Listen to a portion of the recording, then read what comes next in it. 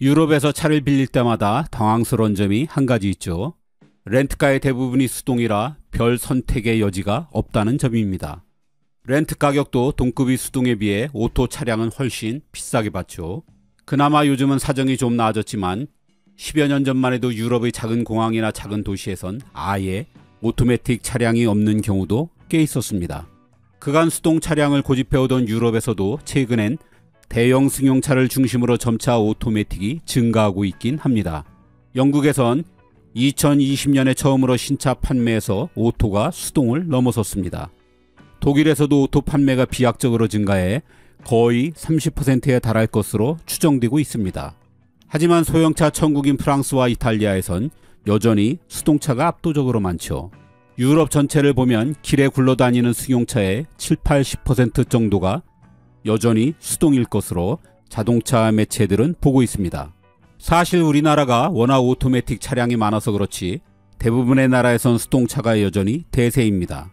세계 주유국 중 오토 차량이 압도적으로 많은 나라는 우리를 포함해 미국, 캐나다, 일본, 호주, 뉴질랜드 정도뿐이죠. 우리나라에서도 아직 극소수의 수동 매니아들이 남아있긴 합니다. 소위 운전맛을 즐기는 사람들입니다. 하지만 요즘 수동차를 운전할 줄 아는 사람들이 워낙 적어 술 마시고 대리운전 부를 때가 제일 난감하다고 합니다. 운전 능력자를 찾느라 대기 시간도 길고 추가 비용도 내야 하기 때문입니다. 중고차로 차를 팔 때도 막심한 손해를 감수해야 하고요. 어쨌든 세계에서 여전히 수동이 인기인 것은 무엇보다 차량 가격이 상대적으로 싸기 때문입니다. 그래서 세계에서 수동 차량이 가장 많은 인도를 비롯해 경제적으로 가난한 나라일수록 자동보단 수동이 훨씬 더 많죠. 그런데 부자 나라들이 많은 유럽에선 왜 여전히 수동을 고집하는 걸까요? 이는 2차 세계대전의 전후 상황과 깊은 관계가 있습니다. 거의 모든 나라가 전쟁터가 되었던 2차 대전은 유럽을 그야말로 쑥대밭으로 만들었죠. 전후 유럽의 목표는 오로지 복구와 재건이었습니다. 이 목표를 제한 나머진 허리띠를 졸라맬 수밖에 없었죠. 사치는 꿈도 꿀 수 없는 시절이었습니다. 이게 자동차에도 영향을 미쳤습니다. 이 무렵 영국에서 가장 많이 팔렸던 오스틴 1100과 같은 1100cc급의 값싼 소형차가 유럽 자동차의 지배종이 된 건 당연했습니다. 이 상황은 미국과 비교해보면 더욱 확연하게 이해될 수 있습니다. 당시 미국은 유럽과 정반대였죠. 전쟁도 이기고 경제도 호황이었습니다. 세계 최일 강대국이라는 자부심이 하늘을 찌르면서 뭐든지 크게 만들게 되었습니다. 건물도 크게, 상점도 크게, 도로도 크게, 자동차도 크게였죠. 그래서 지금도 클래식카로 유명한 쉐보레 임팔라처럼 크고 무거운 차가 미국에선 대세가 되었습니다. 이런 전후 상황을 바탕으로 도시의 역사와 지형의 차이는 양쪽의 자동차를 더욱 다른 모습으로 만들었습니다. 유럽의 도시는 적어도 수백 년의 역사를 갖고 있죠. 복구 역시 이를 바탕으로 한 것이고요. 그래서 유럽의 도시 도로는 대부분 폭이 좁고 구불구불합니다. 게다가 처음부터 방어를 기본 개념으로 언덕 위에 도시를 만든지라 경사가 제법 가파르기도 합니다. 소형차가 적합할 수밖에 없는 환경이죠. 반면 미국은 드넓은 평지에 계획적으로 도시가 들어섰죠.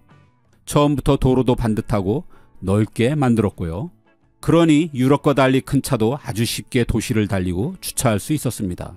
1980년대 후반기가 되어 이미 미국에선 오토 자동차의 시대가 되었습니다. 하지만 유럽에는 아무런 영향을 미치지 못했죠. 좁고 구불구불하고 가파른 도로에선 수동 변속기가 최고였기 때문입니다. 이런 도로에서 빠르게 가속하고 높은 파워를 얻는 데는 당시 기술론 자동이 수동을 따라올 수 없었습니다. 게다가 결정적으로 유럽의 휘발유 값이 미국보다 늘 비쌌죠. 물론 나라마다 다르긴 하지만 역대 평균으로 보면 유럽의 1리터당 휘발유 값은 미국과 2배 이상 차이가 났습니다. 지금도 미국이 리터당 1,000원대 초반 수준이라면 유럽은 대개 2,000원이 넘습니다. 그러니 차를 결정할 때 연비가 무엇보다 중요한 고려 사항일 수밖에 없습니다. 수동 자동차는 동종의 오토매틱에 비해 보통 30% 정도는 더 가볍습니다. 기계에게 맡기는 게 아니라 사람이 직접 변속을 하니 변속기의 구조가 좀 더 간단하고 무게에서도 차이가 나죠. 차가 가벼우면 당연히 연비도 좋아져 보통 수동이 자동보다 20%가량 연비가 높습니다. 하지만 이것도 옛날 이야기입니다. 오토매틱 차량의 약점이 계속 개선되면서 최근엔 수동과 자동의 연비는 거의 차이가 나지 않는다고 합니다. 더구나 수동의 경우 변속기를 완벽한 타이밍에 맞춰 조작하지 않으면 오히려 지금의 자동보다 연비가 떨어집니다. 이런 상황에서 수동을 계속 고집한다는 것은 그간의 효율성에서 비롯된 일종의 관성이라고 할 수 있습니다. 유럽인들이 수동을 고집하는 또 다른 이유로는 낮은 유지 비용을 꼽을 수 있습니다. 수동은 자동에 비해 구조 자체가 단순해 수명이 길고 잔고장도 훨씬 적습니다. 고장 나더라도 수리 비용이 적게 나오죠. 인건비가 비싼 유럽에선 그 비용이 엄청나 웬만하면 직접 수리하는 사람도 많습니다. 이들에게 복잡한 자동은 쓸데없는 돈 낭비죠. 더구나 차값이 싸면 보험료와 연간 세금도 아낄 수 있으니 유지 비용을 자동보다 더 낮출 수 있습니다. 앞서보다는 사소한 이유지만 자동은 여자들이나 모는 차라는 사회적 편견도 한몫합니다. 두 손과 두 발을 모두 사용해 차를 완전히 지배하는 느낌으로 운전하게 되는 수동 변속기야말로 남자들의 차라는 것입니다. 지금은 덜하지만 오랫동안 유럽에선 남자가 오토를 몰면 게이라는 비아냥도 있었고, 이런 사회적 인식 때문에 오토매틱 선택을 주저하게 된 것도 사실입니다.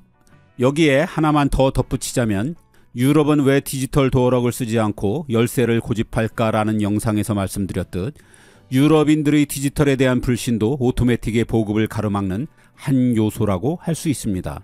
어쨌든 다시 정리하자면 전후의 근검절약 분위기에서 저렴하고 지형과 도로 사정에도 잘 맞고 기름값과 유지비도 덜 드는 수동차는 유럽에서 경제적이고 합리적인 선택이라고 할 수 있었습니다. 그리고 이런 인식이나마 유럽에서는 아직도 오토매틱은 사치스러운 옵션이라고 생각하는 거죠. 한편 오토매틱이 일부 국가에서 급속도로 보급된 것은 도시 집중화가 가장 중요한 요인입니다. 오토 자동차가 절대 다수인 한국, 일본, 미국은 모두 고속도로보단 복잡한 도심에서의 운전이 훨씬 많은 나라들이죠. 가다서다를 반복하는 극심한 교통체증이 일상화된 현실에선 오토 자동차의 장점이 더욱 뚜렷할 수밖에 없습니다. 만약 유럽에서도 우리만큼이나 도시 집중화가 심했다면 분명 지금보다 오토매틱의 보급은 훨씬 많았을 것입니다. 하지만 유럽에서도 앞으로는 자동이 대세가 될 것입니다. 이미 유럽에서 만드는 고급 차종에선 수동 변속기의 단종이 시작되었습니다. 수동 변속이 당연했던 스포츠카조차 이젠 자동 변속기만을 달 정도입니다. 미래의 전기차나 수소차 시대에선 말할 것도 없습니다. 앞에서 본 것처럼 수동은 자동에 비해 거의 모든 면에서 비교 우위였습니다. 단 한 가지 뒤졌다면 조작의 편의성이었죠. 점차 수동이 멸종하고 자동이 보편화되는 것을 보면 편리함이야말로 인간의 본성 중 하나라는 생각이 듭니다.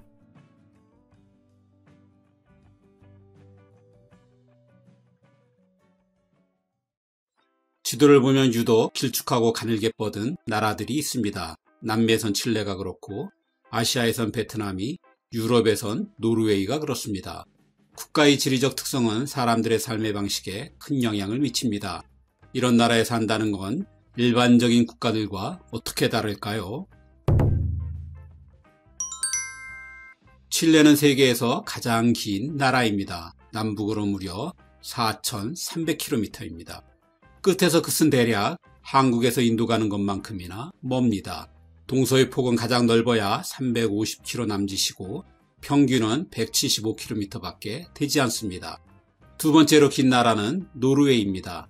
남북으로 약 1750km인데 이것만 해도 한국에서 대만까지의 거리 이상입니다. 동서로 가장 좁은 곳은 북부도시 나르비 근처로 6km에 불과하죠. 세 번째로 긴 나라는 베트남입니다. 남북 길이가 1650km이니 노르웨이와 별 차이가 없는 3등입니다. 비슷한 땅 모양을 한 이 나라들은 놀랍도록 닮은 특성들이 있습니다. 우선 칠레, 노르웨이, 베트남처럼 세로로 긴 나라들은 당연하겠지만 남북으로 기후 차이가 극심합니다. 칠레는 그야말로 모든 기후를 갖고 있죠. 북쪽은 세계에서 가장 건조한 아타카마 사막이 있습니다.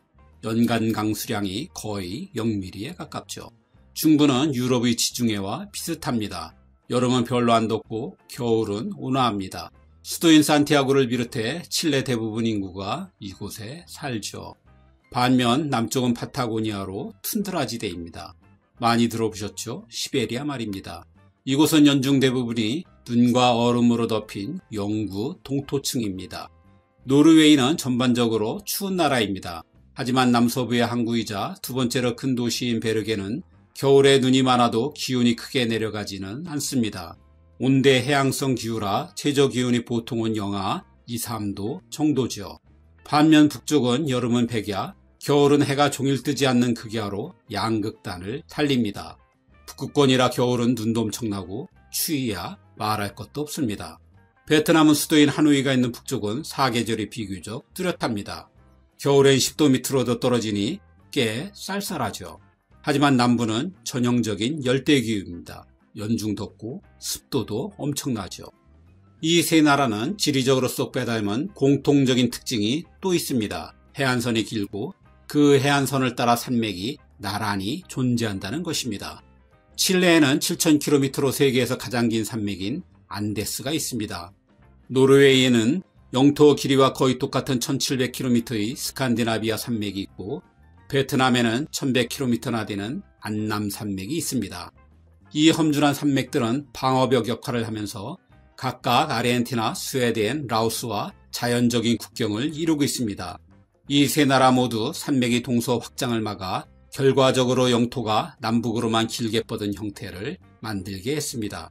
최고봉이 7,000m에 달하는 안데스, 2,500m의 스칸디나비아, 3,000m가 넘는 안남 산맥 등 이 거대한 자연 지리적 한계로 인해 인간이 선택할 수 있는 확장 방향이 제한되었던 것입니다. 한쪽이 거대한 산맥으로 차단되면서 이 세 나라는 농업, 목축, 제조업 같은 내륙 경제보단 어업, 해운, 무역 같은 해양 경제에 치중할 수밖에 없게 되었습니다. 이로 인해 칠레는 아르헨티나보단 태평양을 통한 아시아와의 무역이 더 중요해졌고 노르웨이는 중세부터 대서양을 이용한 한자 동맹의 중심이 되었으며 베트남은 남중국해를 통한 교역이 국가 경제의 핵심이 되었습니다. 이렇게 되자 산맥이 있는 내륙은 인구 밀도가 극히 낮아지고 대부분 사람이 해안 지역으로 몰리면서 주요 도시들이 남북으로 해안을 따라 길게 이어지는 형태를 띠게 되었습니다. 이 나라들엔 교통과 물류에도 일반적인 나라보다 불리한 점들이 여럿 있습니다. 우선 국토가 길수록 한 지역에서 다른 지역으로 이동하는데 시간이 오래 걸립니다. 칠레 북쪽의 아타카마 사막에서 남쪽의 파타고니아까지 이동하려면 하루 10시간씩 운전해도 6, 7일은 걸립니다. 노르웨이 남부의 오슬로에서 최북단 노르드카까지 차로 가려면 구불구불한 피오르드를 거치고 일부 구간은 페리로 건너야 하니 하루 10시간씩 운전해도 3, 4일은 꼬박 걸립니다. 베트남은 그나마 철도가 있으니 하노이에서 호치민까지 기차를 타면 30시간 이상이 소요됩니다. 도로나 철도를 건설하는데도 일반적인 나라에 비해 비용이 훨씬 더 많이 듭니다. 칠레는 산맥과 사막을 넘나들면서 도로나 철도를 깔아야 하고 노르웨이는 피오르드와 산악지형 때문에 터널과 다리 공사가 많을 수밖에 없습니다. 베트남은 안남 산맥이 가로막고 있는 데다 태풍, 홍수 등 자연재해가 잦아 유지 보수 비용이 만만치 않습니다. 그래서 이 나라들은 항공과 선박이 필수적인 교통수단입니다. 그리고 남북을 연결하는 육로는 한두 개의 노선으로 제한되죠. 칠레는 5번 국도가 남북으로 있는 거의 유일한 고속도로고 노르웨이는 E6 도로가 유일한 대형 간선도로이며 베트남은 하노이와 호치민 사이를 달리는 통일철도에 의존합니다. 이 외엔 사실상 대체 교통망이 없어 특정 도로나 철도가 자연재해 등으로 끊기면 국가 전체 교통망이 마비되는 일이 간혹 일어나죠. 국토가 길면 물류비용과 이동시간이 증가해 지역별로 경제 불균형이 심해지는 경향도 나타납니다. 칠레는 교통망이 비교적 발달한 중부의 수도를 중심으로 산업과 인구가 집중되어 있고 노르웨이는 금융, 무역, 석유 산업이 고루 발달한 남부와 달리 북부는 어업과 관광뿐입니다. 베트남은 교통 인프라가 부족한 중부가 낙후되어 있죠. 물류와 교통이 불편하면 기업과 외국 자본의 투자가 위축되고 결국 지역 간 격차를 해소하는 것이 더 어려워집니다. 남북으로 긴 나라들은 경제뿐 아니라 정치, 사회, 문화 등 여러 방면에서 마치 양쪽이 다른 나라처럼 큰 차이를 보이기도 합니다. 일반적으로 남부는 무역과 교역이 활발하며 다양한 외부 문화를 받아들여 개방적인 성향을 띱니다. 반면 북부는 내륙이나 산악지대가 많아 상대적으로 폐쇄적인 경향이 강하고 역사적으로 방어와 행정의 중심지라 보수적이죠. 칠레의 남부는 독일 이민자들이 정착해 유럽 문화가 강하고 노르웨이 남부는 오슬로, 베르겐 등 무역이 발달한 항구 도시들이 많으며 베트남 남부는 프랑스 식민지 시절부터 국제무역으로 유명한 옛 사이공이 있습니다.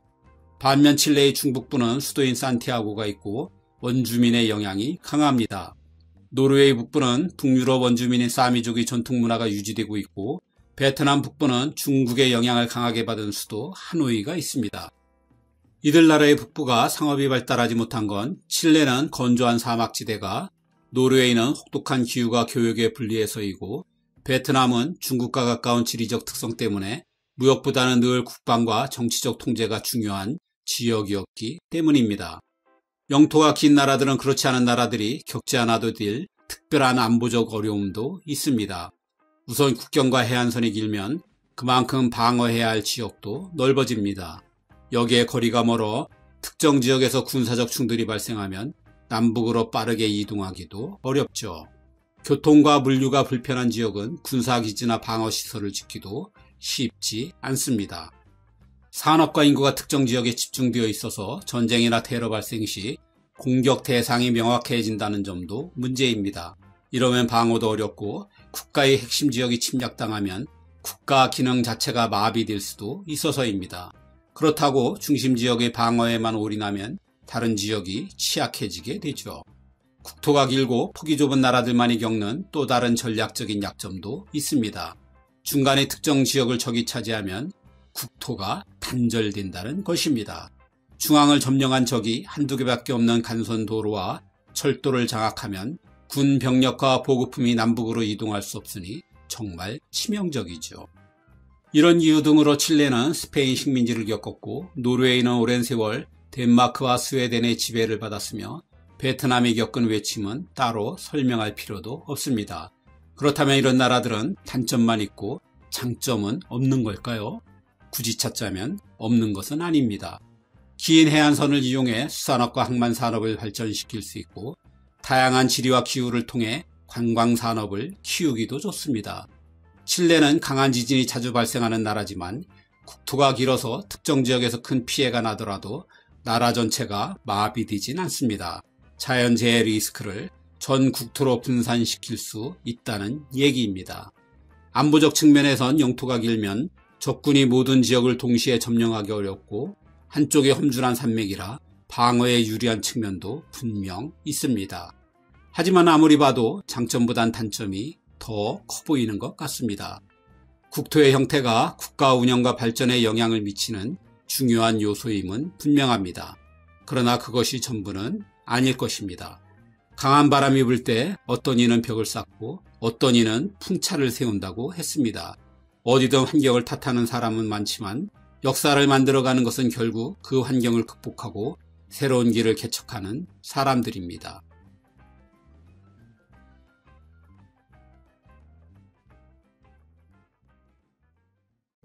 얼마 전 폴란드가 엄청난 액수의 한국 무기를 구매하기로 해 세상을 깜짝 놀라게 했습니다. 무려 25조 원어치입니다. 좀 더 구체적으로는 K2 전차 980대, K9 자주포 648문, FA-50 경공격기 48대 등입니다. 세계 방위산업시장에서 호평을 받아온 소위 한국산 무기 3종 세트죠. 그런데 왜 폴란드는 같은 나토 회원국인 미국이나 독일, 프랑스가 아닌 그 멀리 떨어진 한국에서 이 무기를 사게 된 것일까요? 그건 크게 두 가지 이유 때문입니다. 하나는 이 정도 물량을 댈 곳은 한국밖에 없다는 현실적인 이유입니다. 그리고 이러한 결정 뒤에는 천년에 걸친 폴란드와 러시아 간의 지독한 악연이 숨어 있습니다. 그런데 이 주문량이 얼마나 대단한 규모인지는 다른 유럽 강대국들과 비교해봐야 알 수 있습니다. 우선 전차, 즉 탱크입니다. 영국의 국제전략문제연구소에서 발간하는 세계 군사력 보고서에 의하면 2019년 기준으로 나토에서 육군이 가장 세다는 독일이 겨우 236대를 갖고 있습니다. 그리고 같은 G7 국가인 영국, 프랑스, 이탈리아까지 합해도 900대가 되지 않습니다. 그런데 폴란드가 주문한 전차가 980대입니다. 나토 4대 강국을 합한 것보다도 많죠. 육군 화력의 결정판이라고 불리는 자주포 역시 마찬가지입니다. 독일의 108문을 비롯해 영국, 프랑스, 이탈리아를 합해봐야 채 400문이 되지 않습니다. 그런데 폴란드가 한국에서 사려는 K9 자주포가 무려 648문입니다. 이제 폴란드의 주문량이 얼마나 큰 것인지 실감나실 겁니다. 이 때문에 독일과 프랑스의 신경이 바짝 곤두서 있습니다. 한국에 주문한 전차와 자주포가 폴란드에 도착하는 순간 졸지에 폴란드 육군이 최강이 되기 때문입니다.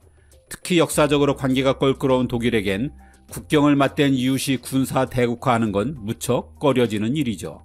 폴란드의 무기 구매 요청에 독일이 시큰둥한 반응을 보인 것도 이런 견제 심리 탓이기도 합니다. 사실 폴란드가 처음부터 한국 무기를 살 생각은 아니었습니다. 원래는 미국 무기를 사고 싶었습니다. 하지만 가격이 너무 비싸고 유지 운영비도 많이 드는 데다 무엇보다 무기를 손에 쥐는 데까지 시간이 너무 걸리는 게 큰 문제였습니다.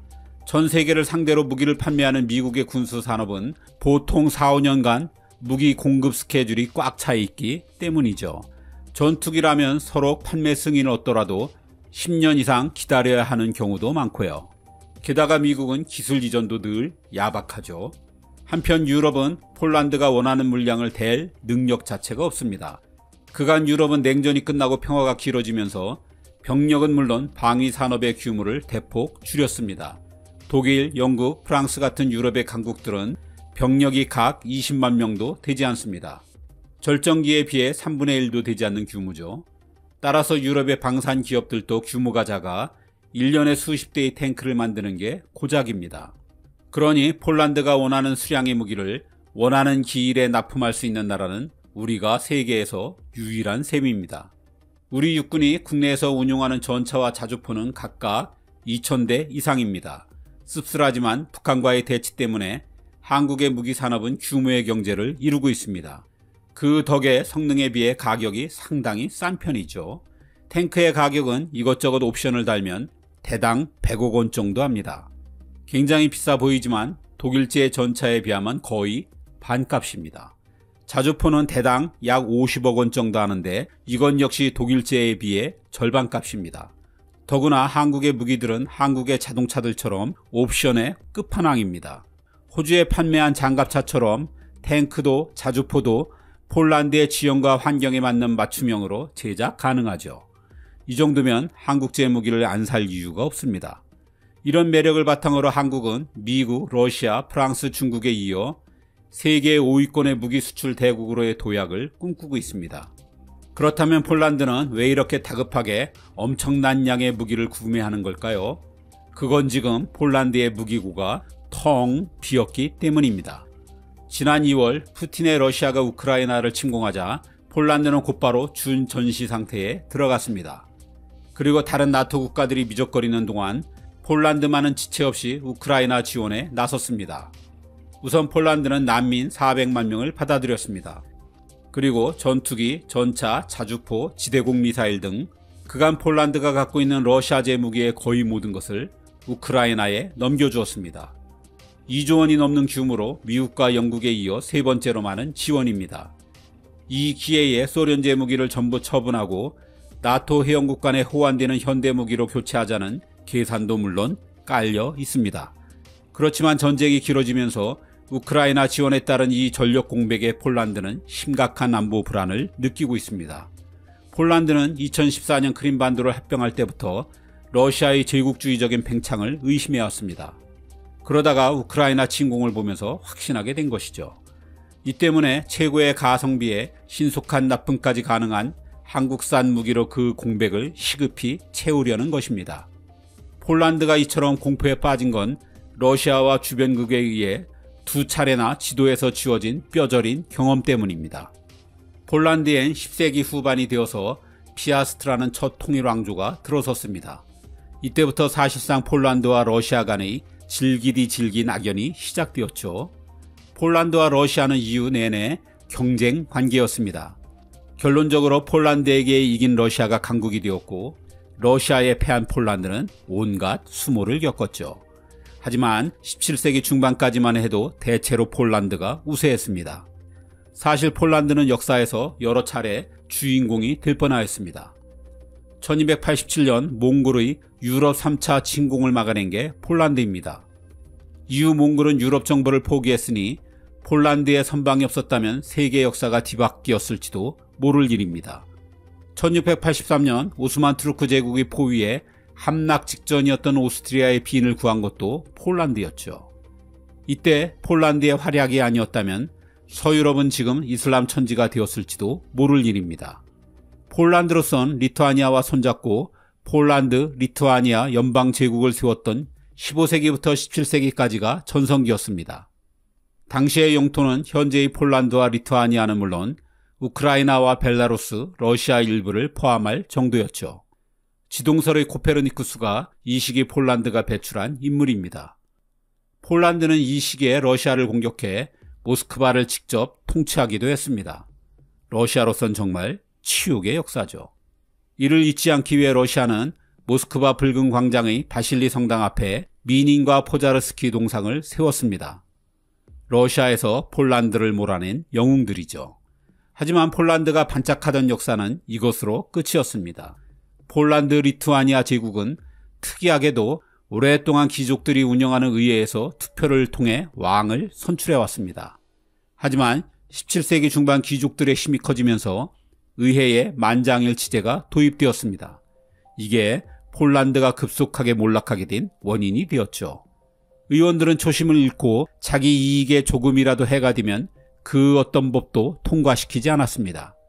심지어 러시아는 의원을 매수해 폴란드의 국정을 완전히 마비시키기도 했습니다. 국력이 약해지자 주변 강대국들이 피라냐 떼처럼 몰려들어 폴란드를 물어뜯기 시작했습니다. 소위 러시아, 오스트리아, 프로이센의 3국 분할입니다. 이 중 오스트리아는 불과 100여 년 전에 폴란드가 오스만 제국으로부터 구해낸 나라죠. 이렇게 되면서 폴란드는 1795년 유럽 지도에서 완전히 지워졌습니다. 무려 123년 동안입니다. 러시아는 오랜 라이벌인 폴란드 문화를 아예 말살시키기 위해 이름을 러시아식으로 바꾸도록 했습니다. 그리고 학교에서 폴란드어 교육을 금지시켰죠. 여기서 나중에 여성 최초의 노벨상을 받게 되는 마리 퀴리의 어린 시절 일화가 등장하죠. 몰래 폴란드어 교육을 받던 어느 날 러시아인 장학관이 교실에 들이닥쳐 너희의 군주가 누구냐고 묻자 어린 퀴리가 러시아어로 러시아 황제 알렉산드르 2세라고 답해야 했다는 옛 교과서에 나오는 얘기 말입니다. 1차 대전 후 잠깐 독립한 폴란드는 2차 대전 때 다시 또 나치 독일과 러시아의 분할 점령을 당하며 지도에서 사라져야 했습니다. 이 시기에 폴란드가 당한 가장 가슴 아픈 일은 카틴스 학살 사건입니다. 러시아는 폴란드의 장교, 경찰, 지식인 등 22,000명을 한꺼번에 카틴 숲에서 죽였습니다. 스탈린이 폴란드가 다시 독립을 꿈꿀 수 없도록 엘리트들의 씨를 말리라고 한 명령에 따른 것이죠. 1944년 연합군이 노르망디 상륙에 성공하자 폴란드인들은 바르샤바에서 일제히 봉기했습니다. 어떻게 하든 러시아가 오기 전에 먼저 수도를 차지해야 한다고 판단했기 때문입니다. 우리의 광복 즈음을 되돌아보면 폴란드의 해안을 알 수 있는 대목입니다. 하지만 봉기는 2달 만에 실패하고 엄청난 희생자를 냈죠. 결국 걱정대로 폴란드는 2차 대전 후 러시아의 위성국가로 사실상 러시아의 지배를 받아왔습니다. 그리고 1991년 소련이 무너지면서 결국 러시아의 지배에서 벗어나게 됐죠. 나중에 폴란드의 대통령이 된 자유노조 지도자 레흐 바웬사와 가톨릭 교회가 이끈 반소련 투쟁이 소련을 붕괴시키는데 결정적인 역할을 했죠. 동시에 폴란드는 도구 공산권에선 가장 먼저 민주화를 이룬 나라가 됐고요. 이렇듯 폴란드에게 러시아는 같은 하늘 아래 살 수 없는 불구대천의 원수입니다. 러시아의 위협에 맞서기 위해 폴란드는 독립한 지 10년도 안 돼 나토부터 가입했습니다. 하지만 폴란드는 동맹국인 다른 나토 국가들을 믿지 않습니다. 오스트리아에게 뒤통수를 맞은 것처럼 2차 대전 때도 프랑스와 영국에게 배신을 당했기 때문입니다. 독일이 폴란드를 침공하면 프랑스와 영국은 독일을 친다는 군사협정이 지켜지지 않았던 것입니다. 이런 역사적 경험으로 폴란드는 스스로 강해지지 않으면 나라를 지킬 수 없다는 국민적 공감대가 그 어느 곳보다 확고합니다. 폴란드는 국방장관이 밝힌 것처럼 푸틴은 러시아 제국의 부활을 꿈꾸고 있다며 우크라이나가 무너지면 그 다음은 한 번도 만만해 본 적이 없는 폴란드부터 치게 될 것이라는 위기의식으로 가득 차 있습니다. 이쯤 되면 전 세계는 폴란드나 에너지 대란 정도가 아니라 3차 세계대전을 걱정해야 할 처지가 될 것입니다.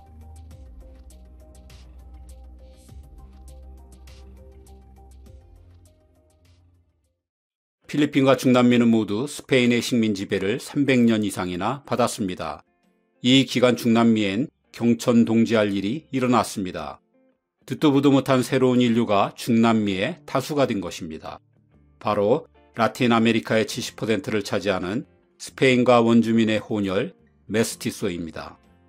하지만 필리핀에선 이런 대규모 혼혈이 일어나지 않았습니다. 필리핀에서의 메스티소 비율은 3~4%가 고작입니다. 식민 기간이 거의 같은데도 말입니다. 어찌 된 일일까요? 첫째는 필리핀에 온 스페인인 숫자 자체가 극히 적었습니다. 스페인이 중남미를 식민지로 삼았던 초기인 16세기만 해도 아메리카 대륙으로 이주한 스페인 사람들은 대략 25만 명이나 되었습니다. 식민기간 전체를 합하면 약 186만 명으로 추산되죠. 이 중엔 물론 군인이나 성직자들도 있었지만 새로운 땅에서 새로운 인생을 살고 싶었던 일반 남성들이 다수였습니다. 이들이 원주민 여성들과 가정을 이루면서 혼혈이 대거 탄생하게 됐죠. 반면 필리핀은 식민지 초기엔 2,200명 정도가 전부였습니다. 이후 점차 이주민들이 늘었어도 역사를 통틀어 12,000명이 넘은 적은 없는 것으로 보고 있습니다. 왜 이렇게 적었던 걸까요? 그건 무엇보다 너무너무 멀어서입니다.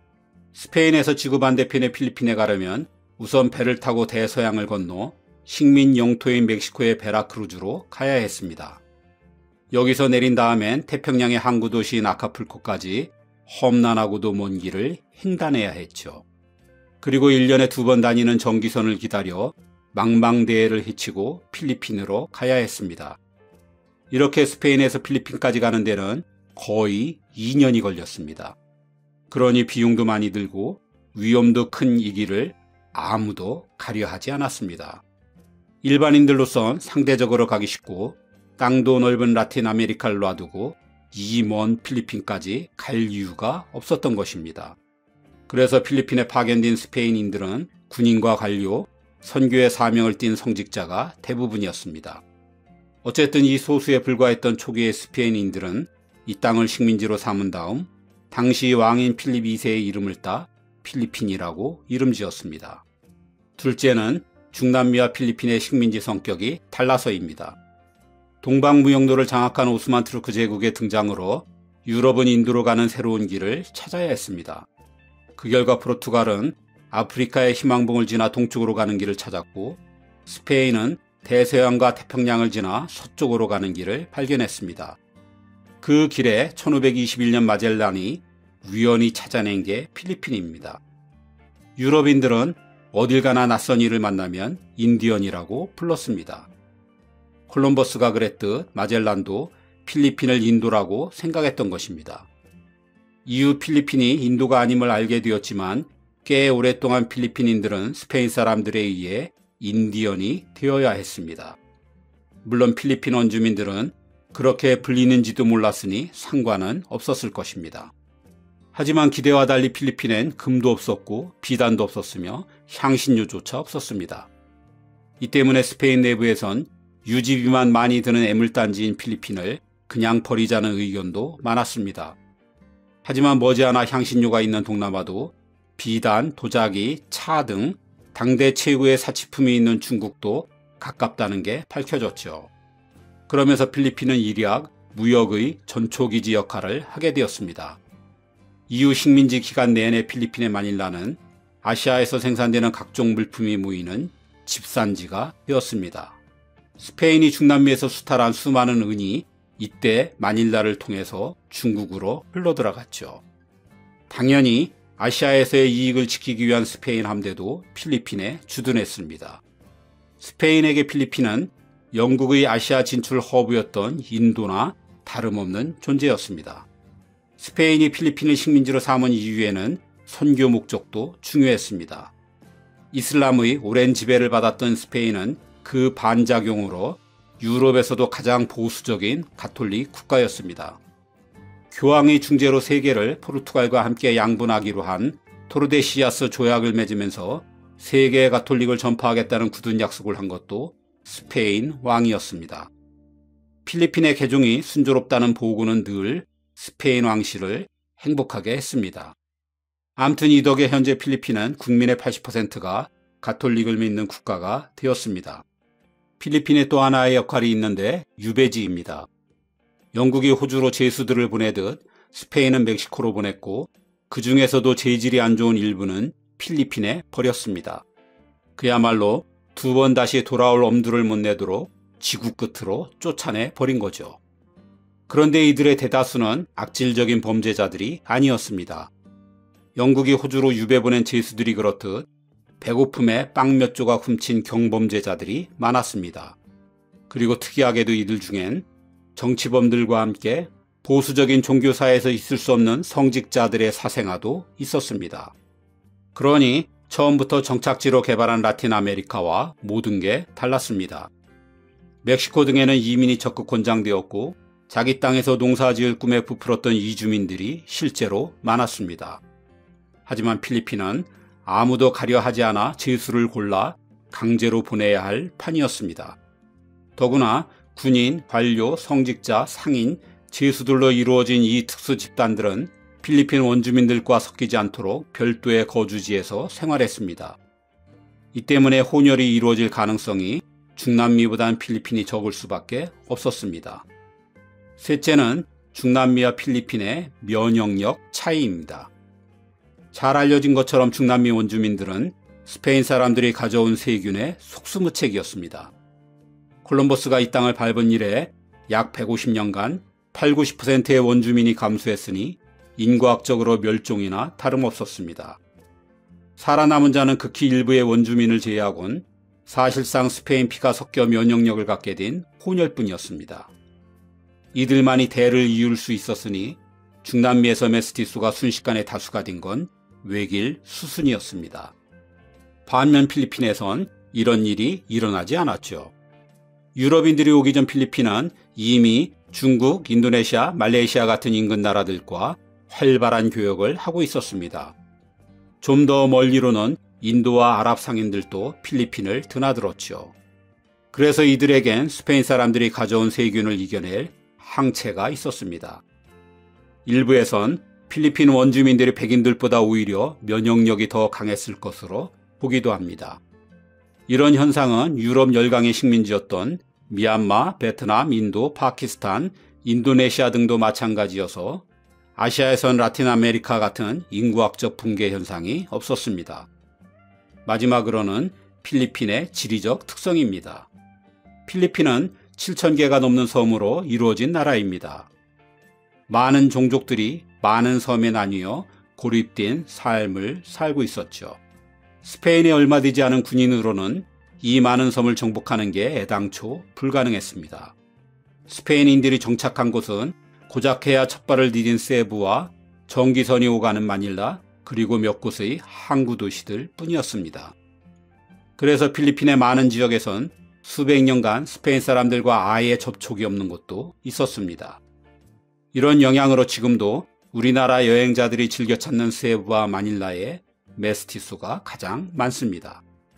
이렇듯 여러 여건상 필리핀에는 라틴 아메리카와 같은 스페인 혼혈이 극히 적을 수밖에 없었습니다. 그럼에도 필리핀인들은 자신들에게 스페인의 피가 섞였다고 믿는 사람들이 꽤 많습니다. 식민지 시절 스페인이 세금을 걷는 데 편하도록 자신들의 성을 쓸 것을 강제했기 때문입니다. 게다가 이웃 스페인 혼혈이 우대받는 사회적 분위기로 한 번도 식민지가 된 적 없는 섬에서조차 스페인의 성을 쓰는 사람들이 많아졌습니다. 이후 몇 세대를 거치면서 스페인 성이 스페인 조상을 의미하는 것으로 오해하게 된 것입니다. 하지만 스페인 피가 아니더라도 330년간의 스페인 식민 지배는 필리핀의 모든 것에 영향을 끼쳤습니다. 동남아 이해하기 3편에서 말씀드렸듯 필리핀 사람들은 스스로 동남아의 이방인이라고 생각합니다. 오히려 문화적으로나 정서적으로나 동남아보다는 라틴 아메리카의 히스패닉에 좀 더 가깝지 않나 하는 일부 분석이 타당해 보이기도 합니다.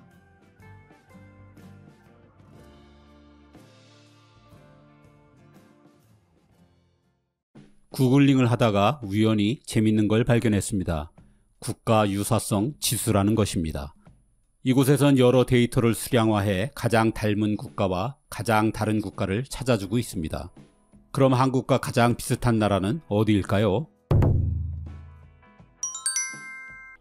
이 질문에 답하기 위해 이 사이트에선 인구 통계, 문화, 정치, 기반시설, 지리로 나누어 천여 가지 항목을 조사해 점수화했습니다.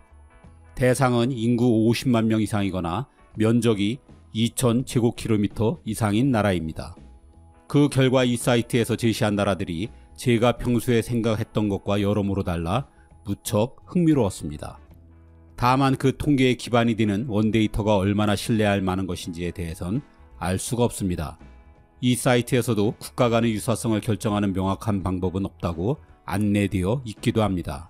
그러니 그냥 가볍게 재미로 보면 될 듯합니다.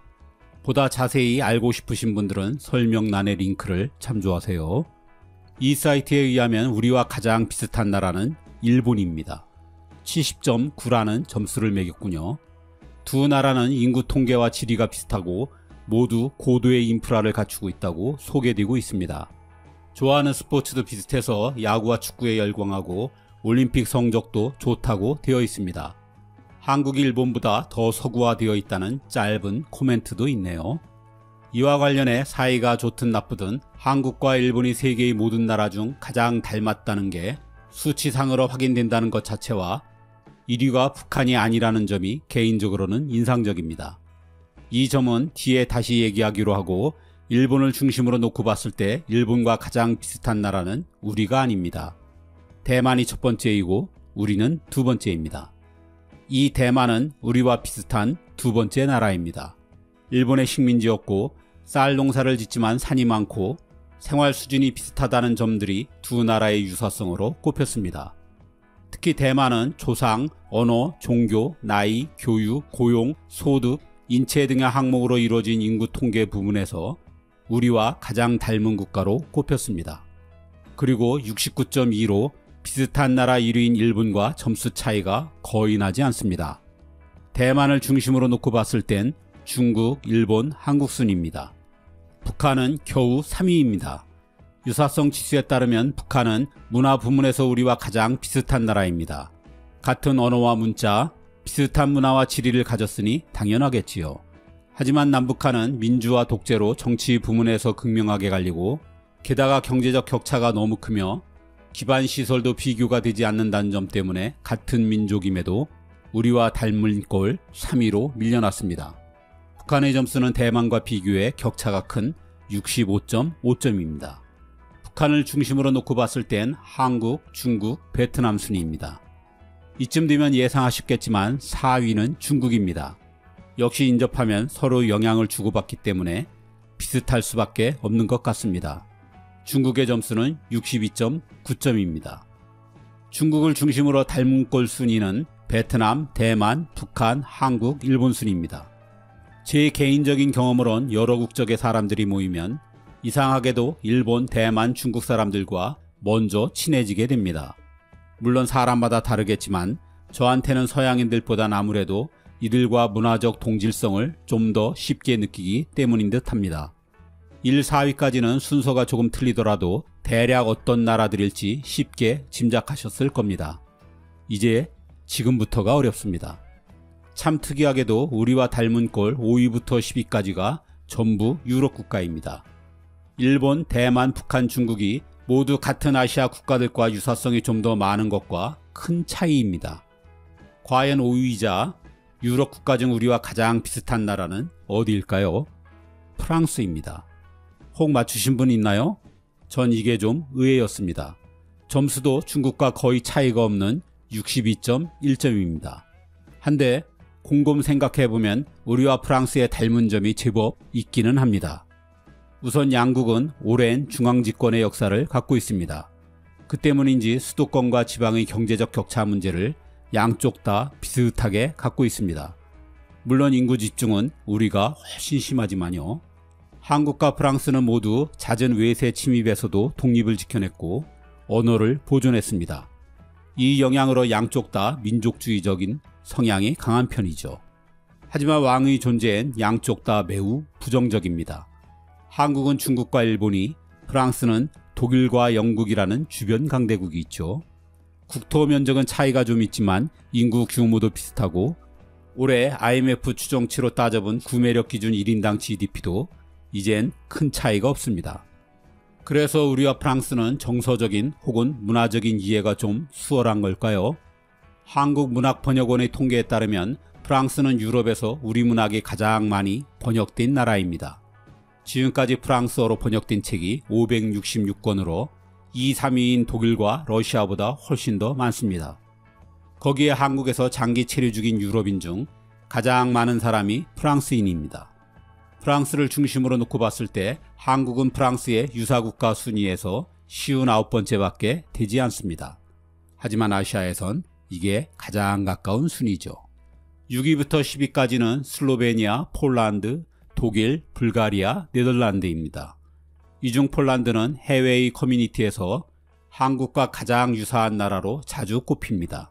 실제로 폴란드는 정말 우리와 비슷한 구석이 많은 나라입니다. 우리가 늘 중국과 일본으로부터 괴롭힘을 당했다면 폴란드는 늘 독일과 러시아에 끼어 고난을 당해왔습니다. 우리가 반일 감정이 있다면 폴란드엔 반러 감정이 있죠. 축구에서 러시아에 지기라도 하면 감독은 옷 벗을 각오를 해야 합니다. 국토 전체가 거의 평평한 폴란드는 외세에 여러 번 나라를 빼앗겼지만 그럼에도 끝까지 독립을 이루고 언어를 지켰죠. 유럽에선 드물게 폴란드 역시 우리처럼 단일 민족으로 이루어진 나라라 애국심과 결속력이 굉장히 강합니다. 교육열도 우리 못지않게 세고요. 둘 다 미국의 미사일 기지를 둘 정도로 친미 국가인 것도 비슷하죠. 양국 모두 꾸준한 경제 성장을 보이는 대신 우리와 마찬가지로 폴란드도 근무 시간이 긴 것으론 둘째 가라면 서러워할 정도입니다. 폴란드와 한국은 음식 문화도 닮았습니다. 둘 다 매운맛과 불맛을 즐기고 돼지고기와 마늘 요리를 좋아하죠. 술도 좋아해서 맥주 애호가당이 의회에 진출하기도 했습니다. 폴란드는 한국과의 인연도 깊죠. 6.25 전쟁 후 중립국 감독위원회의 일원으로 50년 이상 활동했습니다. 그리고 최근엔 어마어마한 규모의 한국 무기를 수입해 큰 화제가 되었습니다. 이 외에도 한국과 닮았다고 거론된 나라들은 여럿 있습니다. 얼마 전 중국의 한 신문에선 한국은 진정한 동방의 이스라엘이라는 칼럼을 실은 적이 있습니다.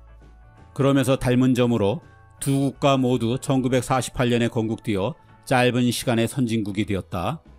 강한 인접국 사이에서도 생존하고 성장했다.